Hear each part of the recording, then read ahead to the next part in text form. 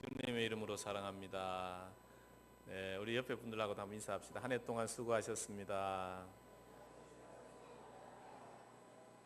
네, 원래 2018년 마지막 주일인데 제가 국제시장이라는 영화 마지막 부분에 나오는 대사 한마디를 여러분에게 해드리려고 합니다. 네, 아버지, 내 약속 잘 지켰지에. 막순이도 찾았고요. 이만하면 내 잘 살았지에. 근데 내 진짜 힘들었거든요. 어디서 들어본 것 같지요? 좀 흉내를 좀 더 잘 냈으면 좋을 뻔했는데 어쨌든 그 국제시장이라는 영화에서 보면 그 흥남 철수하는 그 대작전 때에 그 아버지와 자기 여동생을 잃어버린 어떤 그 남자가 아버지의 짐을 대신 지고 동생도 공부시키기 위해서 뭐 독일 광부로 가기도 하고 또 베트남 전쟁 때 또 가가지고 노동자로 일하다가 다쳐서 오기도 하고 하는 그런 내용을 가지고 영화를 만들었는데 1950년대에 그 흥남 철수 대작전이 있었고 그때 9만 2천여 명의 피난민들이 그 군인들의 군함을 타고 이렇게 피난할 수 있었습니다. 실제로 군함은 민간인을 태우지 않는 것을 원칙으로 하기 때문에 이 군함을 탈 수 있었던 것은 이 현봉학이라는 그 10군단 통역하던 그분 때문에 이게 가능했다고 합니다. 이 통역하시던 분이 원래 의사였는데 선교사들의 도움을 받아서 이 알몬드 소장이라는 10군단 그 최고 지휘자와 같은 지역에서 유학을 하게 되고 그 언어를 그 억양이 이제 자기랑 비슷하니까 이분이 귀 기울여 듣다가 이걸 허락하게 되었다 그래요. 이분이 이제 그 어떤 그 허락을 받고는 이제 시청과 도청으로 또 교회를 찾아다니면서 빨리 흥남부두로 가면 군인 배를 탈 수 있다 이렇게 이야기하게 됩니다. 그러다가 남부교회라는 곳을 갔다는 거예요. 거기 갔더니 지하실에 40여 명의 사람들이 기도하고 있더라는 것입니다. 내일이면 이제 함흥이 함락되기 때문에 절망 가운데서 그들은 하나님의 구원하심을 기도하고 있었다는 거죠. 그런데 그때 이제 이 청년이 가가지고 빨리 부두로 가라고 군인 배를 탈 수 있다고 전달하게 되는 것이죠. 그랬더니 이 사람들이 모세가 우리를 구원하러 오셨다. 모세처럼 이분이 그렇게 느껴졌다. 그런 이야기를 들어봅니다. 사람들은 이 의사 통역하던 이 현봉학 씨가 참 대단한 일을 했다 이렇게 하고 또 알몬드 소장이 정말 좋은 결단을 했다 이렇게 이야기할 수 있습니다. 그런데 우리 하나님의 사람들은 어쩌면은 하나님께서 그 40명의 지하실에서 기도하는 사람들의 기도를 듣지 않았을까 이런 생각을 또 해볼 수 있는 것이죠. 우리가 살아가면서 여러 가지 쉽지 않은 어떤 삶의 문제와 대면할 수 있습니다. 예수님도 예수님의 삶을 사는 것 자체가 쉽지 않으셨다 그렇게 보여집니다. 오늘 본문을 읽어보면 예수님께서 그 십자가의 삶 마지막으로 감당하기 전에 겟세마네에서 기도하던 그런 내용을 우리가 같이 읽게 됩니다. 여러분 예수님이 이때 어떤 마음이셨던 것으로 보여집니까? 오늘 말씀 33절에 보면 말씀하시되 내 마음이 심히 고민하여 이렇게 말씀하시죠. 또 34절에는 33절에는 심히 놀라며 슬퍼하시고 34절에는 마음이 심히 고민하여 죽게 되었다 그렇게 또 말하고 있죠. 우리가 생각해 보면 예수님은 뭐 그렇게 큰 고민을 하셨을까 이런 생각을 가지죠. 하나님의 아들이고 뭐 그러니까 예수님은 그냥 십자가를 지셨을 걸로 생각합니다. 그런데 그게 아니었다는 거예요. 예수님도 심히 고민하셨다. 얼마나 고민하셨는지 예수님이 3번 기도하죠. 여러분 3번 기도한 유대인들은 3번 질문하고 3번 기도하는 것은 확증인 거예요. 이 기도에 분명한 하나님의 응답을 받았다 이런 말이거든요. 그러니까 예수님이 3번 기도하는데 누가복음에서는 이 기도하는 모습을 이렇게 묘사합니다. 핏방울이 땀방울이 되도록 기도했다. 누가가 의사잖아요. 그죠? 예, 빗방울이 땀방울이 말이 좀 이상하다 그죠? 땀방울이 빗방울이 되도록 그죠? 의사인데 사람의 모세혈관이 이렇게 땀을 심하게 극심하게 흘리면 이게 모세혈관이 터져서 땀이 피처럼 이렇게 흘러나오기도 한다고 해요. 하여튼 의사 누가의 입장에서 봤을 때는 예수님이 그렇게 간절하게 기도하셨다는 것입니다. 이것을 보면 예수님도 그냥 대면 어떤 십자가를 진 것이 아니라 생명을 걸고 기도하면서 십자가를 지셨다는 걸 알 수 있습니다. 그 문제가 무엇이었습니까? 그 기도 내용은 무엇이었습니까? 35절에 이때가 자기에게 지나가기를 구하여, 그냥 이 때가 그냥 좀 지나갔으면 좋겠다, 십자가를 지지 않았으면 좋겠다, 이렇게 생각하신 거죠. 그래서 36절에 아버지여, 아버지께는 모든 것이 가능하오니 이 잔을 내게서 옮기시옵소서. 나의 원대로 마시옵고 아버지의 원대로 하옵소서. 이 같은 내용의 기도를 3번 반복하는 거죠. 아버지 나를 불쌍히 여겨주십시오. 아버지 나를 불쌍히 여겨주십시오. 그렇게 기도했다는 것입니다. 그러나 주님이 그렇게 기도하시면서 마지막으로 한 가지 이야기하죠. 내 원대로 마시고 아버지의 원대로 해주십시오. 이렇게 기도합니다. 반면에 제자들은 어떻게 합니까? 주님이 기도할 동안 제자들에게 이렇게 이야기하죠. 너희들은 여기 앉아 있으라. 예수님이 뭘 하러 가는지 이 제자들이 알았을 거예요. 기도하러 가시는구나. 이 중에 한 분이 예를 들어서 주님 저도 같이 하러 가겠습니다, 이렇게 했는데 주님이 니는 오지 마라, 그렇게 했을 것 같습니까? 아마 저는 여기 앉아 있으라고 말한 사람들은 예수님 또 기도하러 가십니까? 저는 안 가고 싶습니다, 아마 이렇게 말하지 않았을까, 그런 생각을 저는 개인적으로 해봅니다. 그러니까 그러면 너는 앉아 있어라. 누가 갈래? 베드로, 야고보, 요한 같이 가자. 그래서 이 베드로, 야고보, 요한은 원했는지 정확히 알 수 없지만 어쨌든 같이 갑니다. 같이 가서 예수님이 기도하는데 그들은 뭐 합니까? 자는 거죠. 예수님께서 와서 제자들이 자는 것을 보시고 37절에 시몬아 자느냐? 내가 1시간도 깨어 있을 수 없더냐? 내가 1시간도 깨어서 기도하지 못하느냐? 이렇게 주님께서 말씀하고 있습니다. 두 번째 와보니 또 자고 있습니다. 아이고 진짜 피곤한갑다. 그리고 3번째는 이제 쉬어라, 그렇게 가자, 그렇게 하고 끝을 내시고 있습니다. 여러분, 제자들이 피곤하겠습니까? 주님이 더 피곤하겠습니까? 어떻게 보면 책임지고 이끌어가는 사람들이 보면 훨씬 더 무게감이 큽니다. 훨씬 더 스트레스도 많죠. 그냥 따라가는 사람들은 그냥 몸으로 움직이면 됩니다. 그런데 앞에서 이끌어가는 사람들의 무게는 그것과 훨씬 다르게 크죠. 그런데 오늘 제자들은 졸려서 몸이 피곤해서 예수님도 피곤하구나 이렇게 말씀하시는데요. 그렇게 해서 주무시고 예수님은 그러면 안 피곤해서 기도하시는 것입니까? 그렇지 않다는 것이죠. 제자들이 피곤한 만큼 주님도 분명히 더 피곤했을 것입니다. 그런데 주님과 제자들의 차이는 무엇입니까?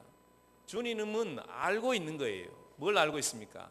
지금 가룟 유다가 검과 몽치를 가진 대제사장의 부하들을 데리고 와서 나를 잡아갈 것을 알고 있는 거예요. 그런데 제자들은 이걸 모르는 거죠. 아마 베드로가 알았으면 예수님을 달달 볶아서라도 어디 딴 데로 피신을 시켰지 않았겠습니까? 가만히 있었겠습니까? 여기 기도하게 그냥 놔두지도 않았을지도 몰라요. 제자들은 지금 어떤 일이 자기에게 일어나는지를 도무지 모르는 거예요.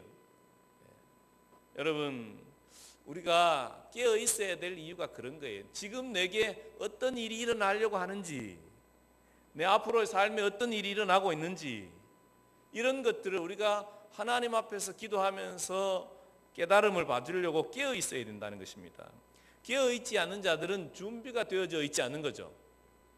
우리가 잘 아는 임진왜란 때에 어떤 사람은 전쟁의 영웅이 됩니다. 이 조선을 구원한 자, 구원자가 되죠. 이순신 장군 같은 사람, 모든 전쟁에서 승리하면서 물론 마지막에 죽지만 죽음 가운데서도 승리하잖아요. 왜 그는 이렇게 이 전쟁 가운데서 승리자가 되고 나라를 구원하는 자가 되는 것입니까? 준비했거든요. 군대를 훈련시키고 거북선도 만들고 그런데 그 도성에 있던 왕은 뭐 한 것입니까? 당파 싸움 가운데서 정책 결정을 제대로 못하고 선택을 못하고 제대로 싸움 준비를 안 하니까 어떻게 되는 거예요? 도망가야 되고 도성은 불타고 창피한 꼴을 당하는 거 아니겠습니까? 6.25도 마찬가지죠. 군인들이 다 휴가 나가고 그렇게 됐습니다. 사실 오늘날 제가 이렇게 해서 우리가 지금 북한의 어떤 전쟁의 위협 가운데 우리가 이렇게 막 군인들 축소시키고 밤에 이제 보니까 군인들도 핸드폰 가지고 올 수도 있고 막 휴가 밤에도 야간에 외출도 나갈 수 있고 이렇게 하면 위험하다 이런 얘기를 제가 굳이 하고 싶은 건 아니에요.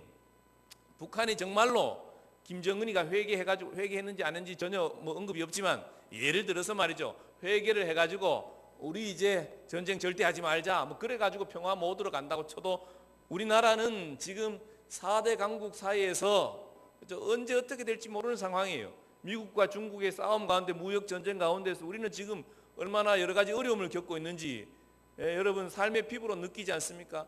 자영업자들이 하루에 250개씩 문을 닫는다 그래요. 업소가 250개씩 문을 닫는데 매일 자고 일어나면 250개 문 닫는다는 것입니다. 그러니까 얼마나 우리가 지금 이 미국과 중국이 서로 갈등해도 그런데 여기에다가 러시아하고 일본하고 붙어가지고 한국을 놓고 이렇게 하면 우리가 어떻게 이때를 이겨나갈 수 있겠습니까?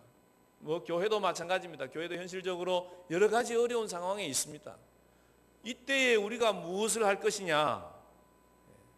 저는 우리가 무엇보다 중요한 것은 깨어 있어야 됩니다. 지금 우리가 어떤 때인지 알고 깨어 기도해야 될 때다 하는 것입니다.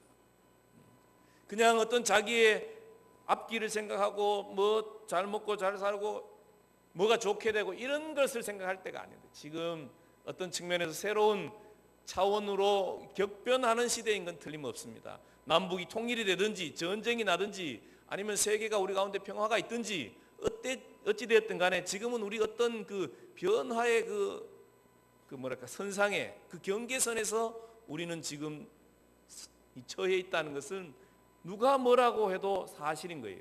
이 경계선에서 우리가 어떻게 할 것인가? 우리가 할 수 있는 것은 무엇이냐는 것입니다. 우리가 무슨 정부를 비난할 것입니까? 우리가 무슨 옛날처럼 검술 훈련을 할 것입니까? 어디 가서 총 쏴는 연습을 할 것입니까? 우리가 해야 될 것은 깨어서 기도해야 된다는 것입니다. 예수님이 가야 될 길을 하나님의 뜻 안에서 알고 있었습니다. 오늘 49절에 이런 말씀이 있습니다. 그러나 이는 성경을 이루려 함이니라. 예수님은 그 모든 잡혀가는 과정, 신문 받는 그 과정, 깨어서 기도로 준비함으로 주님이 하시고자 하셨던 것은 뭡니까? 이는 성경을 이루려 함이니라. 하나님의 말씀대로 하나님께서 계획하신 대로 하나님의 뜻대로 예수님의 삶이 쓰임받기를 원하셨던 것입니다. 예수님이 여기서 조금 더 편안하고 육신적으로 안정을 취하고 뭔가 좋은 것을 원했으면 이 자리를 옮겨주는 거죠. 옮기시옵소서. 그러나 아버지의 원대로 하옵소서.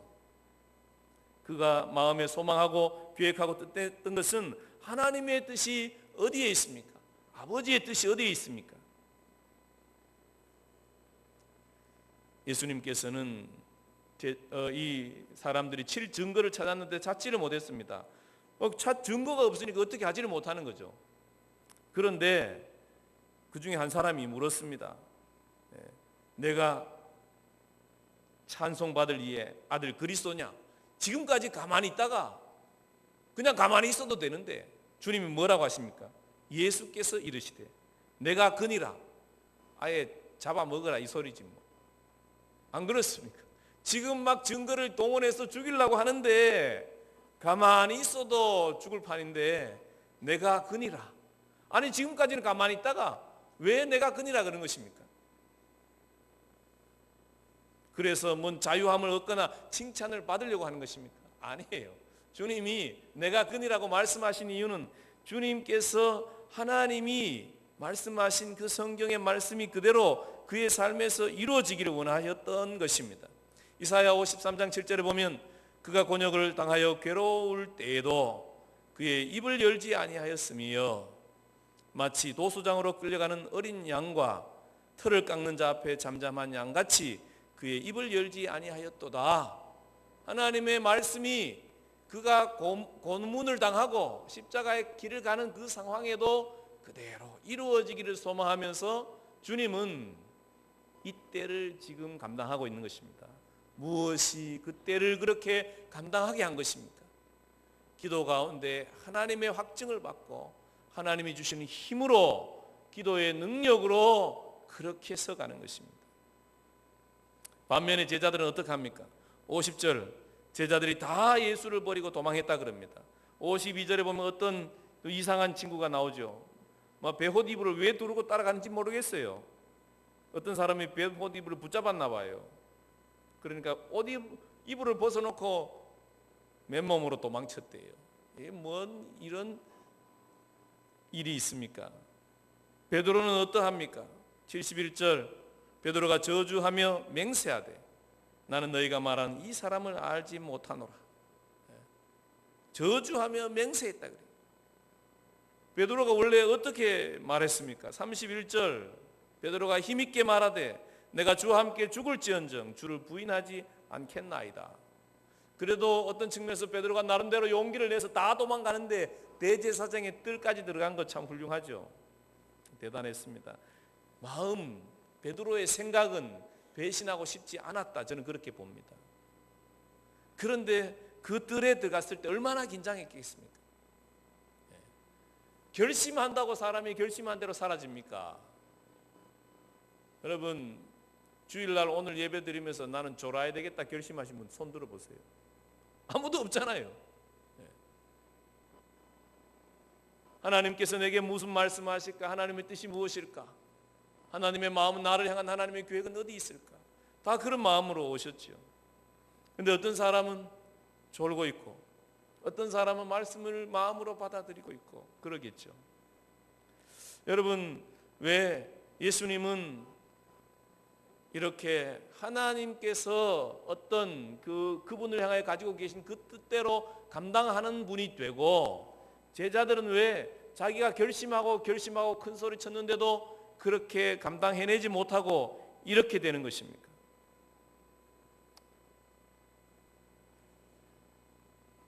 고린도전서 4장 20절에 보면 하나님의 나라는 말에 있지 아니하고 오직 능력에 있습니다. 말한다고 말한 대로 되어지는 게 아니라는 거예요. 중요한 것은 그것을 감당해내고 그렇게 살아갈 능력이 있어야 된다는 것입니다. 그렇게 살아갈 능력은 어디서 오는 것입니까? 하나님의 사람다운 사람으로 살아갈 수 있는 능력이 어디서 옵니까? 우리가 결심한다고 됩니까? 여러분 우리가 언제 손해보고 언제 사랑하게 되고 언제 먼저 미안하다고 말할 수 있게 되는 것입니까? 언제 양보하게 되는 것입니까? 내 마음이 좋아야죠. 여러분의 마음은 언제 좋아지십니까? 기도하고 하나님의 은혜가 우리 가운데 임할 때에 우리도 모르게 부드러운 마음이 되는 거죠.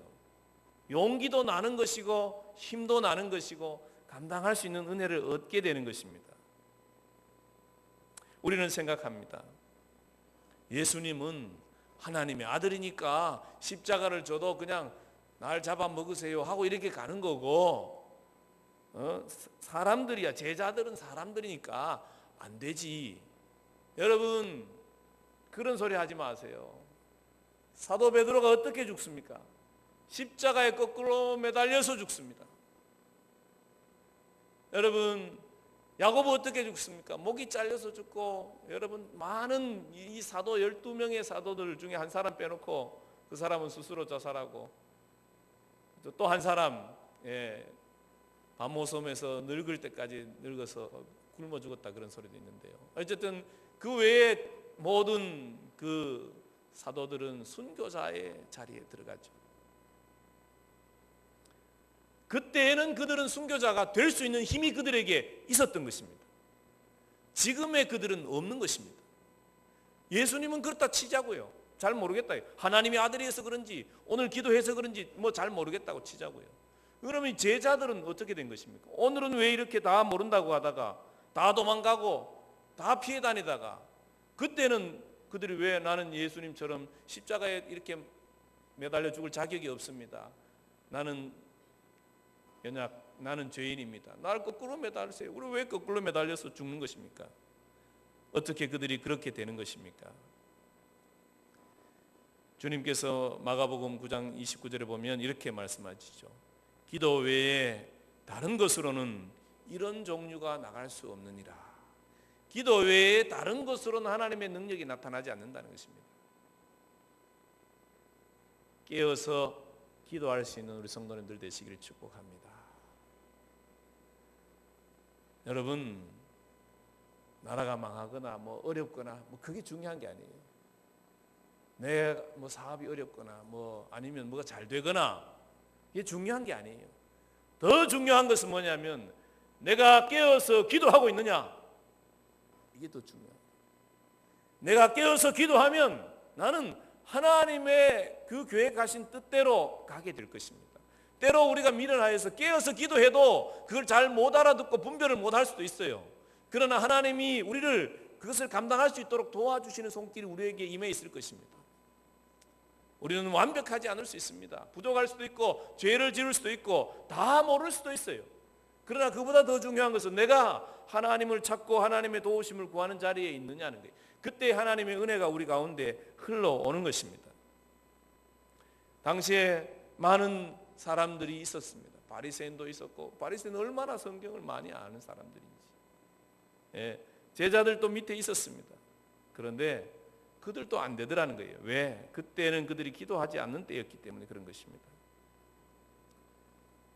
여러분, 우리가 언제까지 육신이 약하여 그 소리 듣고 그 소리를 스스로 들으면서 이게 참 핑계가 돼요.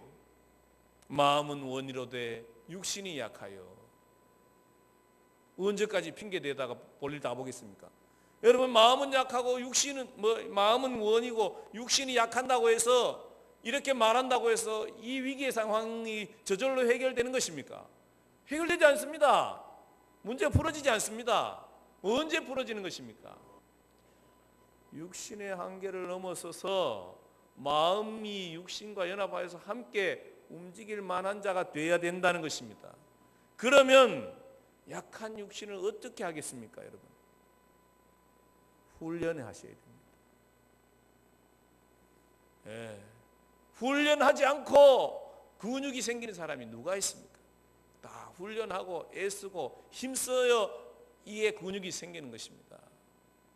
여러분, 기도 한 10분 해보세요. 기도 10분 하기 쉽지 않습니다.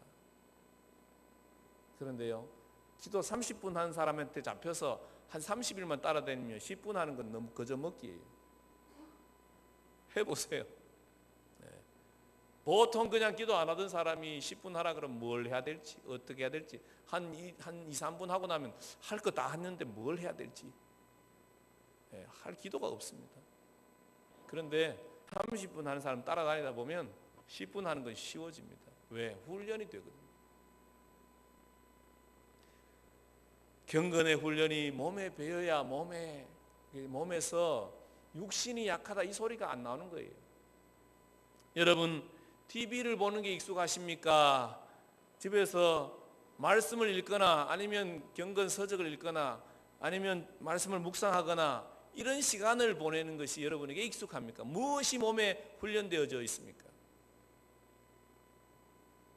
우리는 우리 자신을 육신이 약하여 마음은 원이로도 육신이 약하여 이런 그 말에 안주해서 이 문제가 해결되지 않는다는 것을 알아야 되는 것입니다. 만약에 우리가 깨어있지 아니하고 이렇게 준비되어져 있지 아니하면 베드로의 눈물을 흘릴 수밖에 없는 것입니다.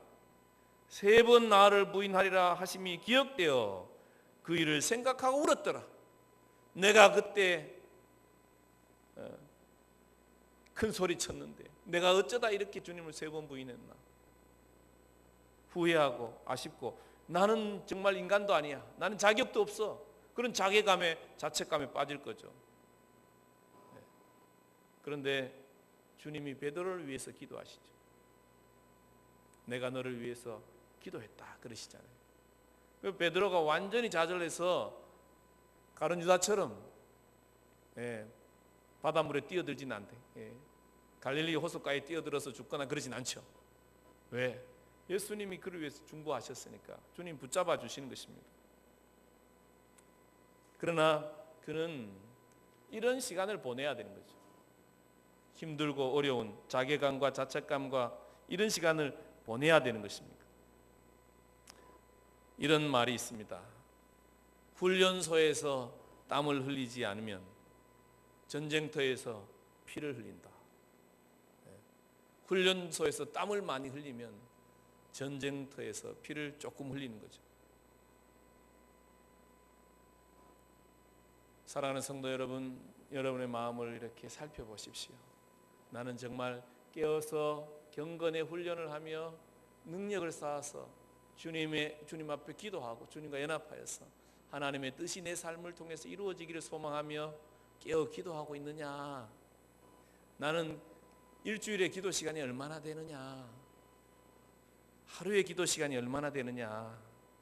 여러분 스스로 살펴보십시오. 시몬아 자느냐? 내가 1시간도 깨어 있을 수 없더냐? 깨어 기도하며 경건의 훈련을 감당할 때입니다. 이제 올해를 마무리하고 내년을 시작하는 이때를 우리가 이제 맞이하고 있습니다. 사랑하는 성도님들이 깨어 기도하심으로 인해서 하나님께서 여러분에게 주시는 이때에, 주시는 이 기회의 때에, 이 은혜의 때에 하나님 앞에 머물러 있음으로 인해서 여러분들이 또 한 해 동안 하나님의 사람으로 승리하고 또 성장해가는 그런 때로 여러분들이 넉넉하게 쓰임받게 되는 그런 은혜가 여러분 모두에게 있기를 주님의 이름으로 축복합니다. 이 시간 다 같이 일어나셔서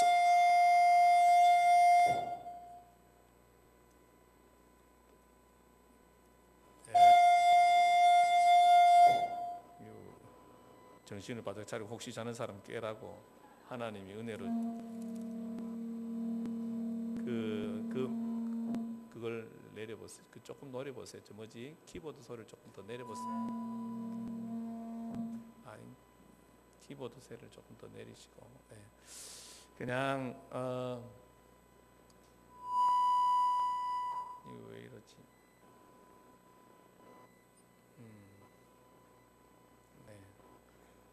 어쨌든 우리 일어나셔서 하늘의 문을 여소서 찬양하고 기도할 때에 여러분 이렇게 기도하면 좋겠습니다. 하나님, 성령님 이 시간 내게 임하셔서 깨어 기도할 수 있도록 은혜 주시옵소서. 그렇게 기도하면 좋겠고요. 다른 것은 여러분이 필요한 대로 기도하시고 특별히 기도할 수 있는 은혜를 주십시오. 이렇게 기도하면 좋겠고, 여러분 기도 제목들이 있으면 또 기도하셔도 좋고 기도 받기를 원하시면 앞으로 나와도 좋습니다. 우리 찬양하겠습니다. 하늘의 문을 여소서 이곳을 주목하소서 주 향한 노래가 꺼지지 않으니 하늘을 열고 보소서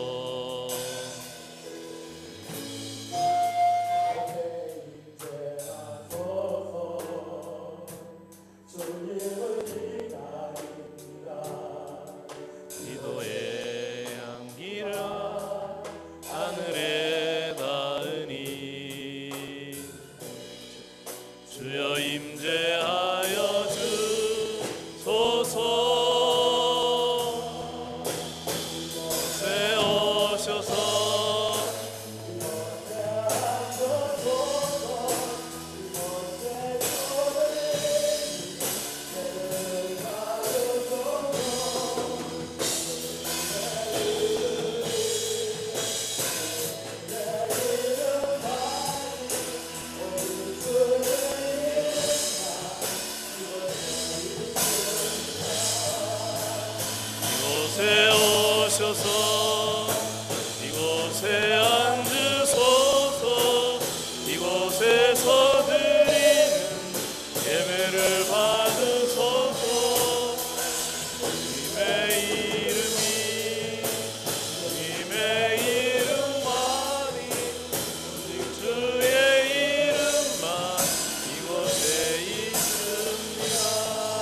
다 같이 주여 하고 기도하겠습니다. 주여, 아버지 하나님, 이 시간 기도의 영을 부어주십시오. 하나님 오셔서 우리 모두에게 깨어 기도하며 하나님께서 우리에게 맡기신 사명을 감당할 수 있도록 기도의 영을 부어주십시오.